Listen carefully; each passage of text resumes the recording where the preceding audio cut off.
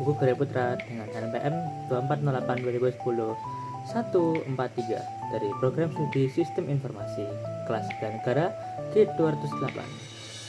Di sini saya akan membuat video EAS Bela Negara. Di video ini saya akan membahas garis besar yang saya tulis di artikel, yaitu bagaimana mahasiswa sistem informasi dapat mengimplementasikan nilai-nilai bela negara sesuai keahliannya, yaitu sistem informasi di era digital. Bela negara memiliki 5 nilai yang salah satunya itu sangat relevan bagi sistem informasi menurut saya, yaitu memiliki kemampuan awal bela negara. Nah, di era sekarang ancaman itu enggak hanya soal fisik atau yang terlihat saja, tetapi juga digital, seperti serangan cyber, ada beberapa berita hoax atau palsu, ada kebocoran data, dan ada radikalisme online. Jadi sebagai mahasiswa sistem informasi sendiri nih, kami mempunyai tanggung jawab untuk membangun benteng pertahanan digital yang sangat kuat untuk Indonesia. Berikut adalah 5 cara implementasi yang saya temukan. Yang pertama adalah penguatan kesadaran keamanan cyber. Nah, ini tuh perlu dipahami oleh semua sistem informasi, karena di sini adalah kemampuan kita, yaitu memahami firewall, enkripsi, dan ancaman malware atau virus untuk melindungi sistem vital negara.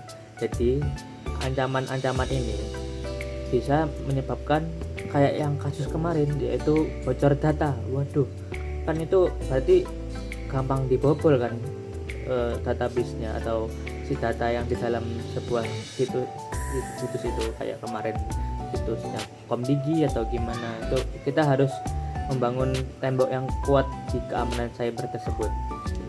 Lalu yang kedua adalah literasi digital dan etika pengelolaan data. Ini juga penting nih yang kedua, karena menjaga data pribadi masyarakat sesuai undang-undang perlindungan data pribadi. Kalau data pribadi kesebar terus disalahgunakan kan bahaya. Lalu yang ketiga ada partisipasi dalam edukasi nasional. Nah, ini juga sangat-sangat penting. Misalnya mengikuti webinar anti narkoba. Nah, ini yang kemarin aku ikuti itu sangatlah bermakna, teman-teman. Dan atau kampanye literasi digital, karena tanpa literasi Indonesia akan hancur.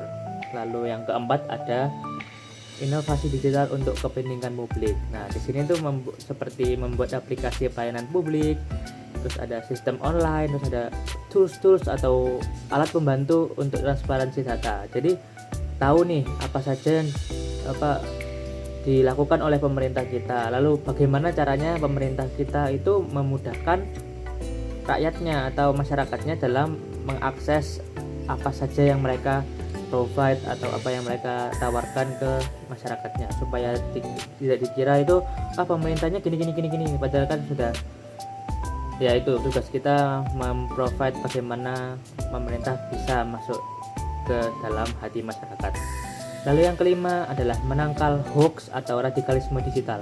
Ini yang bahaya, yaitu radikalisme, penyimpangan ya.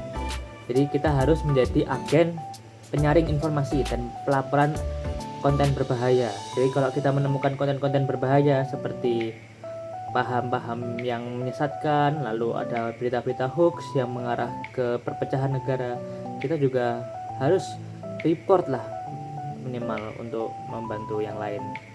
Kalau bisa jangan ditanggapi, hanya diamin saja.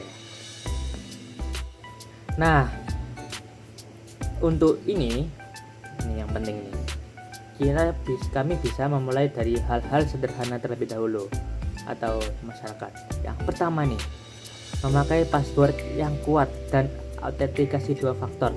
Ini yang penting. Kan sekarang kan banyak tuh yang kasusnya ke-hack, terus YouTube ke-hack, Facebook ke-hack. Nah, itu kita harus membuat password yang kuat. Jangan cuman kayak nama, kayak misalnya nama saya Hugo Ganteng gitu. Waduh, bahaya, itu bisa di hack dengan cepat itu. Yang kedua itu menyebarkan informasi yang belum jelas kebenarannya. Jadi kalau misalnya kita nemu berita nih, misalnya Pulau Jawa akan tenggelam 2020, 2030, waduh bener nggak ya, aku share nah itu jangan. Kita harus minimal googling. Kalau nggak mau googling, AI ada, AI sebut udah terbuka lebar, ChatGPT, DeepSeek dan teman-temannya sudah terbuka lebar.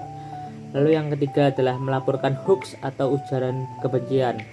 Nah, seperti yang saya omongkan tadi, kalau ada sesuatu yang negatif, kalau bisa jangan ditanggapi, atau kita bisa report saja ke yang bisa menghapusnya. Lalu yang terakhir yaitu mengerahkan tugas atau proyek kampus demi kepentingan sosial seperti sistem informasi lingkungan kampus. Ini seperti poin-poin yang tadi, yaitu mendorong bagaimana kita bisa menjadikan suatu sistem informasi ini menjadi yang bisa berguna bagi seluruh masyarakat yang membutuhkan di Indonesia, seperti itu. Jadi kesimpulannya yaitu dan negara di era digital kita bisa wujudkan melalui keahlian teknologi, sikap bertanggung jawab, dan juga inovasi yang bermanfaat. Di sini juga mari bersama kita menjaga kedaulatan digital Indonesia. Terima kasih semuanya, dan jangan lupa like dan subscribe. Ini nggak di YouTube ya? Jangan lupa kasih nilai bagus. Terima kasih. Salam bela negara.